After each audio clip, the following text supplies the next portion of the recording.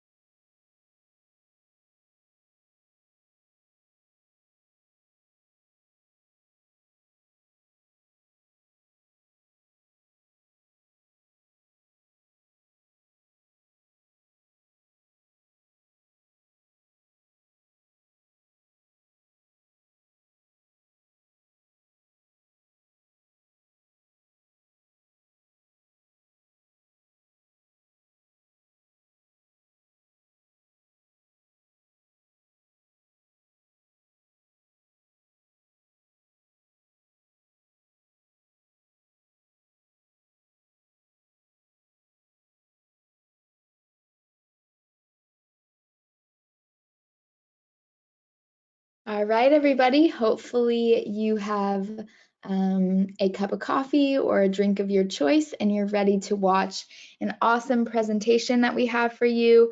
Today we are going to have Jim Mason, Senior Sales Engineer, speaking to you on the topic of operationalizing your security program with MITRE ATT&CK. And at this point, I will turn it over to Jim. Thank you, Madison. Today, you'll receive an overview of the AttackIQ Security Optimization Platform and how you can use it in concert with the MITRE ATT&CK framework to test your security controls.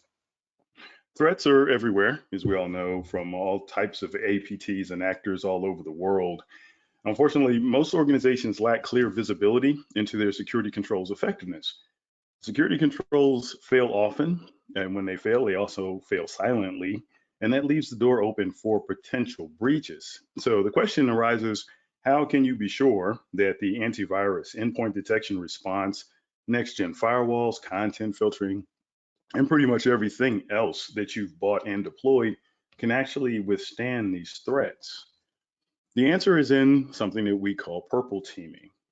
Purple teaming with AttackIQ combines the activities of a red team, which is running iterative attacks and techniques against your friendly cyberspace, and a blue team, which is responsible for response and mitigation configuration. This automates your security control testing, so you can test more accurately, more often, and at scale. This will enable you to also measure the effectiveness of your security configurations and receive guidance on how to fix what's broken before an attacker can take advantage. So MITRE has this concept of threat-informed defense, and that's defined as a strategy that helps solve this problem by focusing organizations on known threats and then testing security controls against adversary behaviors like those outlined in what's known as the MITRE ATT&CK framework. Now, MITRE actually defines threat-informed defense as applying a deep understanding of adversarial tradecraft and technologies to protect against and mitigate cyber attacks. So here's a look at the MITRE ATT&CK framework. This is also known as adversarial tactics, techniques, and common knowledge. This is the leading security reference framework. And what MITRE has done, they've organized attacker techniques or known attacker techniques into multiple categories along the attack chain, as you can see here. Now, on the MITRE ATT&CK website, you can drill into techniques under each category. This enables you to get a better understanding of how a technique works, threat groups that have been known to use it, how to detect and mitigate the technique, and related articles. This helps organizations that are trying to find a way to match security controls to offensive tactics. And you'll see some examples when we get into the demonstration. This is a diagram of the AttackIQ architecture. It consists of 3 components: the AttackIQ management platform, assets, which we also call test points, and the integration manager. AttackIQ can be reached using a web browser over TLS 443. Note that most of what you'll see me do today is in the web UI that's contained within the management server, but note also that all product functionality can also be accessed via API. So if you're an advanced user or you wish to do things programmatically, AttackIQ is an API first architecture. It's an open platform. So you're able to program anything that you see me do by pointing and clicking. The platform itself can be deployed a number of ways. One is a managed SaaS cloud, also as an on-prem virtual appliance via an OVA file. We also have a way to customize that OVA file, and that can be done to create an air-gapped OVA. You would deploy either of these in a virtualized environment with VMware ESXi 6.5 or later. You also have the option to deploy in AWS environments. So our engineering team has created an Amazon machine image version of the platform, and you can deploy it that way as well. You can get started very easy with AttackIQ. What you'll do is you'll identify devices or hosts in your environment. They could be servers, desktops, laptops. And what you want to do there is designate those devices to run AttackIQ assessments. And we'll get into what an assessment is in a bit. But in order to outfit them to do that, you will download a very lightweight piece of software from the platform. We call it an agent, but it's really just a lightweight daemon that runs in the background of a Windows, Mac OS, or Linux device. Once you've deployed the agent on those devices, note that it runs in stealth mode. It does not hook into the kernel. It has a very low memory and CPU footprint, and it executes AttackIQ assessments without disrupting the workflow on the machines that you place on. What it's really going to do is it will check in with the platform at a regular interval. We call that the heartbeat interval. The default is every 60 seconds, but that is configurable. And once it checks in, it's trying to find out if it has any of these assessments to run. Now, what an AttackIQ assessment is a group of what we call tests. Those tests contain scenarios. Scenarios are Python-based scripts that mimic attacker activity, tactics, MITRE-based techniques, and so on. And that's how you validate or test/exercise your security controls. The last component is what's known as the integration manager. Now, the integration manager is optional, doesn't cost any more. It comes with the platform. It's just a matter of whether you turn it up or not. But what it enables you to do is verify or validate what we call the security pipeline. So when you run assessments in AttackIQ via your established test points or assets, if there are any alerts or logs that emanate, let's say, from CrowdStrike or SentinelOne on that endpoint, in response to the security testing or the scenarios that you run, are those logs and alerts actually leaving those solutions? And if you have them configured to send those logs, let's say to Splunk or Logarithm or QRadar as your SIM, are they getting there? So the integration manager enables you to verify that type of communication. And we use the native APIs of the devices that you may have or the security platforms that you have to do so. So we'll take a look at this in action. Note that AttackIQ is akin to a full patch practice or a full-on dress rehearsal. When you've deployed all of these solutions that you've already bought, it could be endpoint detection response, AV, firewalls, even web content filtering, you kind of set and hope that they work. And hope, of course, is not a strategy. It would be good to be able to test those controls as currently configured to see where the holes might be. So the best way to do that is in production. And we are proponents of testing in production. The reason why is with AttackIQ, you can do this at scale and you can also do it safely. So here's an example of that. You'll see our production subnets, VLANs 21 and 22. We have our platform, which you'll see me log into, and you have a couple of devices that have already been installed with the AttackIQ agent, so they are selectable to run assessments. We'll tour the AttackIQ management interface. I'll show you how you can use the platform's features. Then we'll show you the scenario and assessment libraries. So again, the scenarios are the actual emulations of tactics, techniques, ransomware, malware, and so on that are contained in a library. We update that library every 2 weeks by default. And for something that's new and newsworthy, we'll also update in short order, 24 to 48 hours. The assessments are the actual templates that you use to test with, and they contain the scenarios. We'll show you how to visit attack.mitre.org. And what we're going to do here is research the Deep Panda group and then import the related navigator layer into AttackIQ to create a custom assessment. And so you'll be able to see that you can go out, you can do your own research, and if there is a group or a tactic or a technique that may be threatening your organization, you can create a custom assessment in AttackIQ because of our deep tie-in with the MITRE ATT&CK framework. We'll also launch an on-demand assessment. Again, this is designed to be very easy to use and to provide your team with actionable intel. And so we'll find a MITRE-based assessment and we'll launch that. And this particular assessment does a number of things. So it can exercise multiple security controls, such as antivirus, credential access, detection response, let's say on the host, along with network discovery.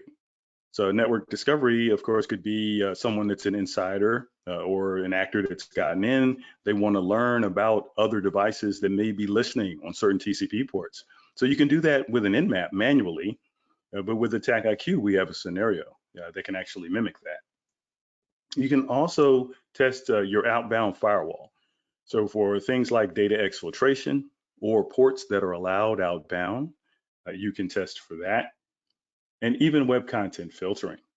And so if you have your web content filtering solution and you've had it set up expecting to block certain types of sites that may not be available or permissible in your environment, you can test that as well. So just note, it's not just about the endpoint with purple teaming. I'll show you some results, a MITRE-based heat map, along with reporting examples. And then lastly, we'll explore how to mimic an APT group's campaign using AttackIQ's attack flows. With attack flows, you can graphically emulate step by step the techniques that adversaries use during a post-breach incursion. So the groups like APT29, Fin6, Fin7, and so on, once they have breached an environment, they don't just try one or two techniques and go away. They will actually string together a number of techniques in their quest to find the crown jewels or whatever they're there to do. That is very difficult to emulate, but with AttackIQ, you can do that. This is an example of something that we call anatomic testing. So we'll get into this, go to the UI. And I mentioned a little earlier, AttackIQ is very easy to use. Everything that you need to do, primarily it will start here in the upper left-hand corner with the little hamburger icon. If you click there, you'll see the ability to come in and do everything from an administration, configuration, reference, testing, and so on. What you're looking at now are the assets or devices that we've installed the AttackIQ agent on. So again, it's very easy. This is a lightweight piece of software. We have to stress that. It's designed to not impair or impede the devices that you select to run it on because you're going to run this in production. So if the devices that you selected are Windows, Mac OS, or various distros of Linux, you simply download the agent and you install it. You can install it manually. For a broad-based deployment, you can deploy this using SCCM, Chef, Puppet, and so on. If you need to configure advanced options such as proxy information, you can do that before you even download this. Once you deploy the agent to devices that are going to serve as your assets, they will now check in and you'll see them here. Note that you can also group assets. So if your desire is to test for certain user groups or remote sites or VLANs, you can create pools of resources in the form of assets and then test that way. Within this menu, you also have the ability to look at the technology stack. The technology stack relates to the integration manager. So if you've turned on integration manager and you want to be able to verify that the communications between the assets and let's say the SIM are happening, once you run your assessments, you can do that. And within AttackIQ, we have a number of commercial solutions that are already integrated with AttackIQ. So we provide you the guides that you need, and we can help you along the way to configure these integrations. And as you can see in this environment, we've got CrowdStrike, Splunk, and Palo Alto. Additionally, you have a documentation portal that's available to you. Within this documentation portal, we provide all of the information needed to manage the platform, deploy the agents, and even integrations. We've also provided a lot of other information here within the portal. So if we have interest in reporting, so things such as Jupyter notebooks, we have that available here as well. We've had customers that have been interested in reporting when they go through, let's say, the evaluation phase with us and even after. And so we've already kind of curated our own list of reporting capabilities and examples that you can use to get a leg up. And we even have our blueprints available as well within this documentation portal. I mentioned a little earlier that this is an API-first platform. So within the platform itself, we do provide you with an API tutorial. So note that if you wish to do things, again, programmatically down the road, we've endeavored to make this usable, a bit of information. So you can come here, you can see samples of syntax, samples of configurations or scripts. So if you are one that thinks API, then you definitely have that capability within the platform. Now, I'll also show you a couple of things here within the AttackIQ platform. Let's take a look at scenarios. Scenarios are the workhorse of the AttackIQ platform. Today, we have over 3,100 individual scenarios. So these are examples of known tactics, techniques, procedures, ransomware. It runs the gamut. And what you have now is the ability to run these as part of assessments to exercise your controls. You can come in and search for specific types of tactics. So if you're interested in the scenarios that are related to lateral movement, for example, you can come in and view them that way. The scenarios are categorized by environment or operating system. So everything from Windows to Red Hat to even cloud environments like AWS. If you've deployed compute in AWS and you have security controls running on that compute, well, you can run assessments that contain these scenarios to look for things like EC2 enumeration. You can also filter based on tactics, ransomware, security controls, threat intelligence, and threat actors, and so on. If you were interested in testing your DLP solution for exfiltration tactics, you can filter that way. And now you'll see all of those scenarios. For any scenario, you can click on the details, and AttackIQ provides you a detailed description of what that tactic, technique, attack is actually going to do. So you are emulating this, you're using the real world techniques to do so. If you're interested in looking at the Python script beneath, you can simply download the source code and check it out. If you need to, you can change the parameters of a scenario. So let's say this exfiltrate files over HTTP had 95% of what you wanted, but you wanted to create a kind of customized or modified version for future use. You can do that.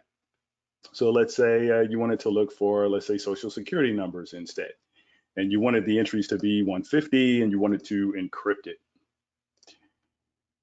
You can have this version of this scenario and you could save that as your own iteration of that scenario. So very easy to expand upon what you have with the platform, and you won't harm the original source material.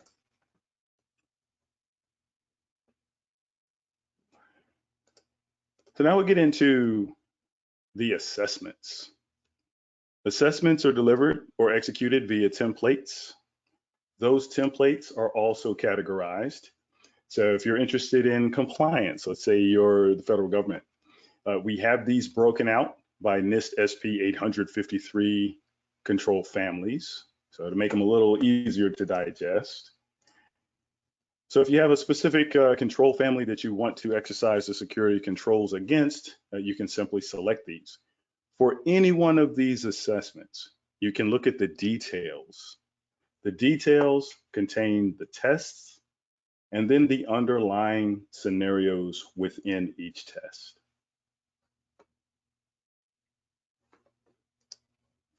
We also have assessments for specific security controls. Let's say, for example, Carbon Black is your default EDR solution. So you can test based on what Carbon Black says, their default configuration will stop. So a good way to get kind of a sanity check with a control. Additionally, if you wanted to, let's say, street race Carbon Black against Cisco Secure Endpoint or maybe CrowdStrike, you can do that. So we've had customers that have done that. They have one of their vendors that may be the incumbent, but they're thinking about some other solutions.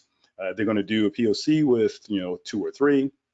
Well, with AttackIQ, because we're agnostic and these assessments are based on the recommended configurations of those vendors, you can test those.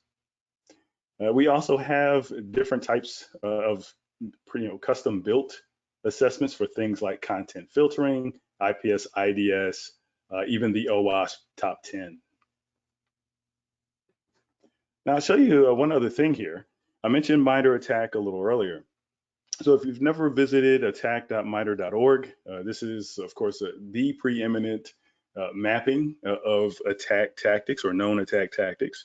And so they've broken them out by technique and then the sub techniques underneath. So let's say you're a security analyst, you're interested in researching a specific group because they're threatening your industry or vertical. So let's say that group in this case is Deep Panda. You can simply select groups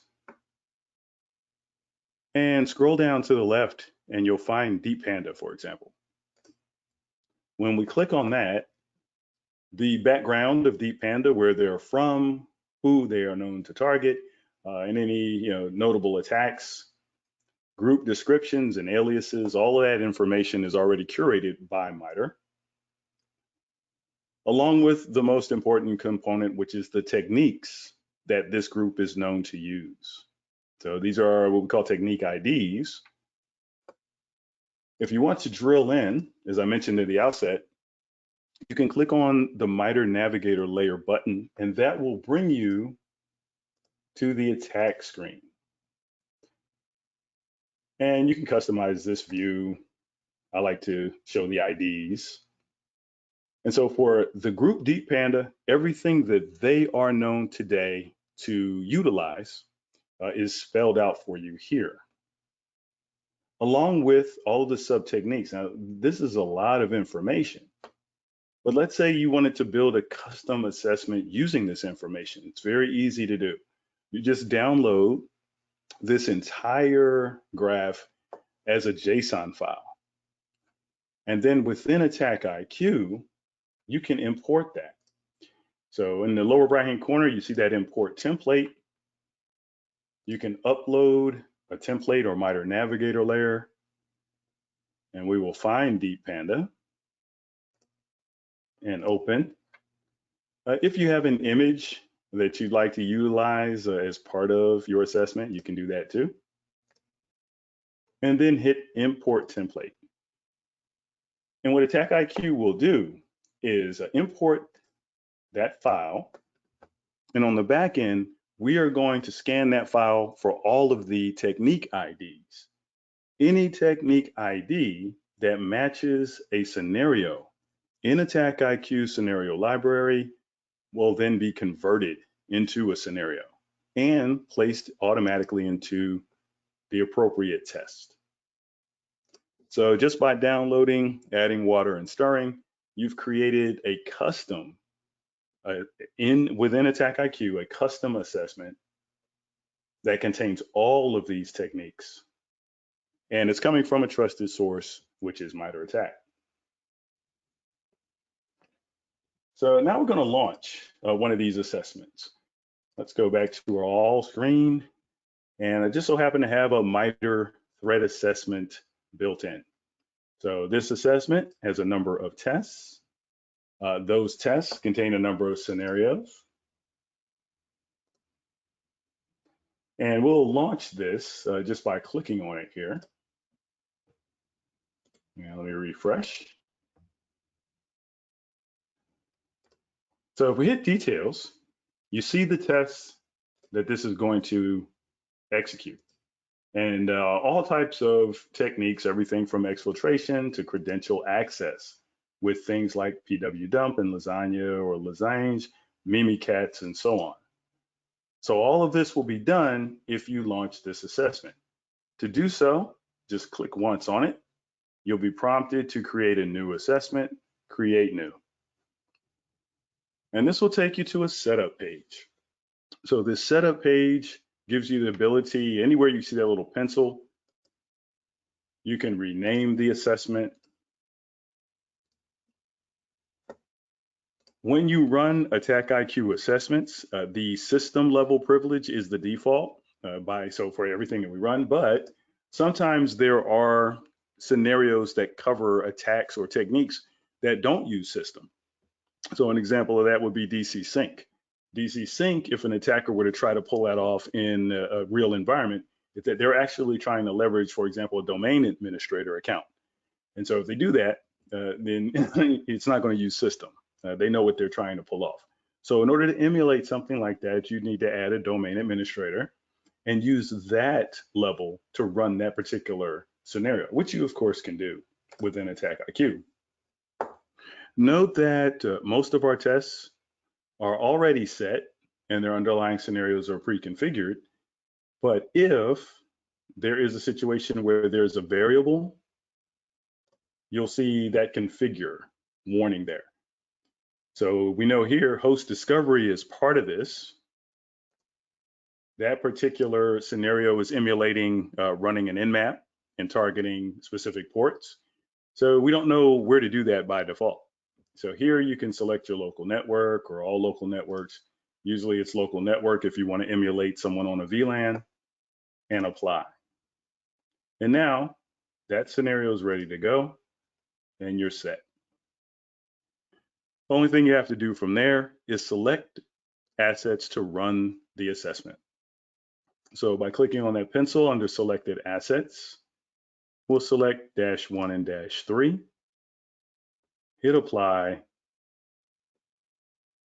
and then continue. And now you're set to run this on demand. Just click run now.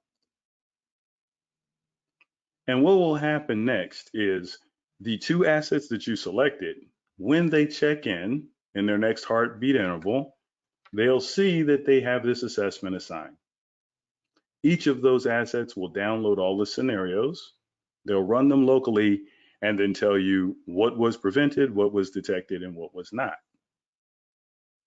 If you wish, you can schedule assessments to run. Let's say this is an important assessment in your environment. You want to know weekly on a Monday if anything changes regarding the configurations of the security controls that you're testing. Very easy to do. So you simply select a time frame and schedule that, the type of report that you wish to be associated with that, and then select team members to receive that. And if you opt to do this, you'll send an email like this one with the PDF attached of the verification that that assessment has run. Another thing that you can do is once you run an assessment and you've established a certain threshold, let's say a pass rate, that pass rate could be 90%, meaning that 90% of the techniques or the scenarios that you launched, security controls stopped. And so that's where you have established your waterline. Well, if you run assessments after that, or every week or every day, and something has changed in the environment, or there's been configuration drift or change control mishap, that could affect your pass rate going forward. And those things are very difficult to find out about. So with AttackIQ, if you're running this type of assessment, you can configure based on your percentage or your pass rate to send an email, a Slack message, or Jira, or even ServiceNow and AWS. And that'll give your team the heads up. So if your pass rate falls below 90, and there's a lot of reasons why that could happen, now you're able to get ahead of it with AttackIQ. So next we'll take a look at some results. So what you're seeing here are the way the results are broken down when you run your assessment. Overall prevention or prevented indicates that the execution of the scenarios that you ran as part of this were unsuccessful. In other words, a security control interdicted, whether that scenario was lateral movement or credential access or ransomware variant, something stopped us from either downloading it or executing it or trying to drop it to disk, for example. And so that's what that particular percentage means. Overall detection indicates that when you ran your scenarios or the emulated attacks were carried out, we saw via the integration manager logs from a vendor product that is integrated with integration manager. So when you ran your scenarios, if there were alerts or logs, we actually saw those. If we scroll down a bit, you'll see the assessment results by test. So these are all the tests or folders that contain the scenarios to do everything from credential access to defensive evasion. And I even have in this one discovery and so on. So we'll take a look at credential access. To start to analyze, you click on details. And this will show you a couple of interesting things. So first, you see the summary. This is also a value add to testing your controls on a regular basis. Because if something happens within the environment, you can see at a glance because there'll be dips in your results here. The gold bar indicates running a scenario and a security control stopping that suspicious behavior. Detected means that we saw logs from your security controls via integration manager. So over time, you have a snapshot of how you're doing. If something were to change in the environment and there's a dip, as you see there, now you have a bit of a heads up that something has changed either in a configuration or with a control, or perhaps there's been some type of change in licensing or what have you. But you're able to zero in on it very quickly with this graph. To begin to analyze the results, you can look at the entries that you see here. Those entries are broken out for each asset that ran a given scenario. So we'll take a look at prevented and a not prevented. So if we click there, you'll see the results of this particular scenario ran on 10-3 here. I mentioned that this is called purple teaming. So purple teaming is red and blue combined. The red team part is viewable via the activity details. So of course, here we're using the Mimikatz tool, using a volume shadow copy to try and grab SAM hashes. What you see are log entries effectively of each of the steps that the scenario ran. And we're actually able to see how far we got.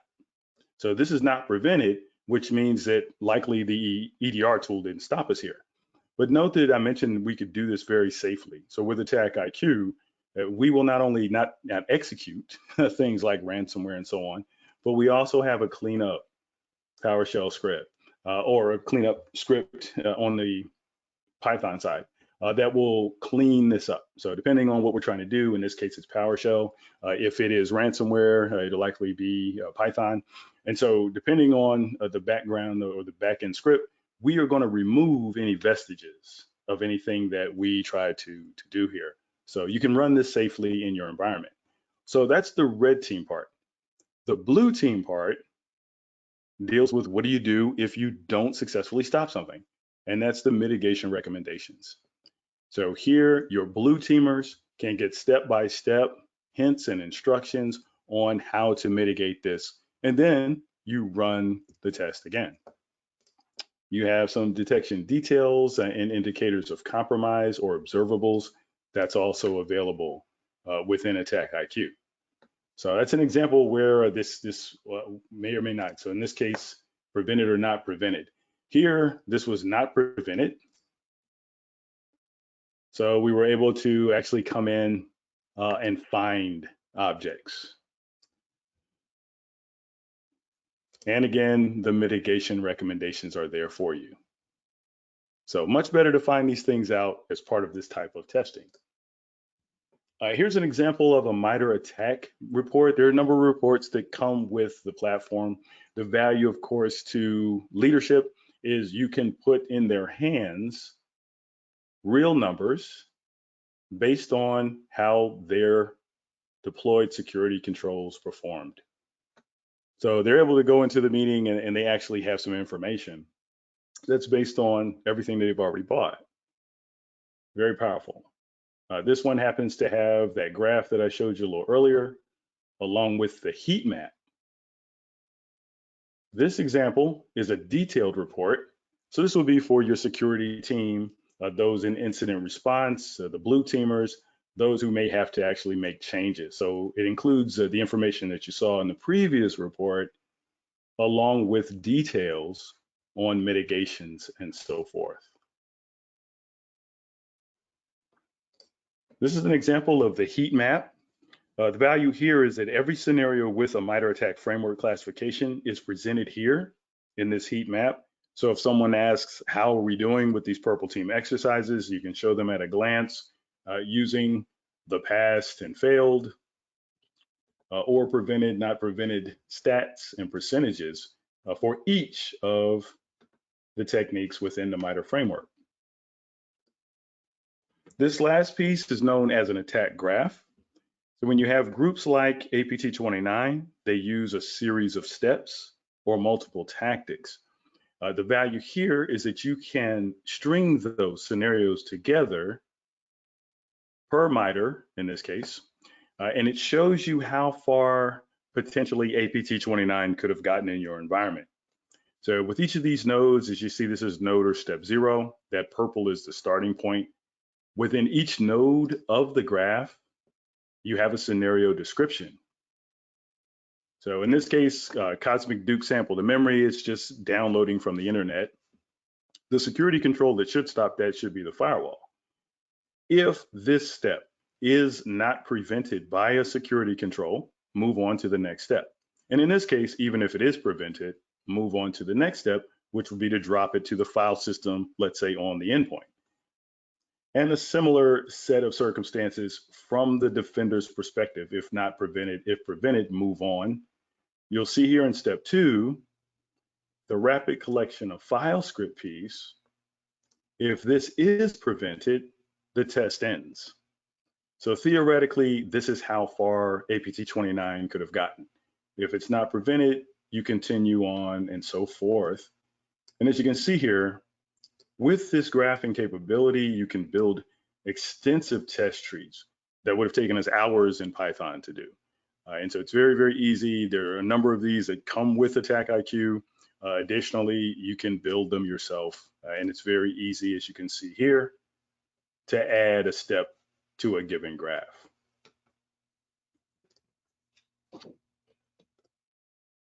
So to learn more, we invite you to check out the AttackIQ Academy online. It's our way of giving back. It's free for partners, prospects, students, and customers. All you have to do is go to academy.attackiq.com and register now. One of the courses that's a good follow-on to this is Foundations of Operationalizing MITRE ATT&CK.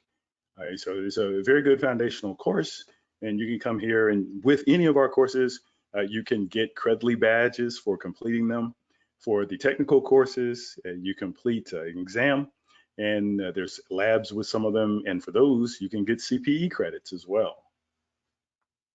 Lastly, you can visit us at attackiq.com, find out more about what we do, learn about the platform. There are resources available. One of them that I'd recommend is our MITRE ATT&CK for Dummies. This is a very popular guide. You can register free to download an ebook version of this, and it has helpful hints, tips, potential struggles. And after you read this guide, hopefully you'll walk away with some actionable insights and practical ways to actually implement security validation. So it's a very popular book for us. So we hope that you enjoyed today's session. At this time, I'll turn it back over to Madison to see if we have any questions. Thanks so much, Jim. Thank you everybody for coming out today. We really appreciate your attendance, and if you ever have any questions, you know where to reach out to us on our AttackIQ website. We have a contact link right there, and we just thank you so much for coming today, and hopefully we'll see you next Thursday as well. Thank you, Jim, and thank you everybody. Have a great day.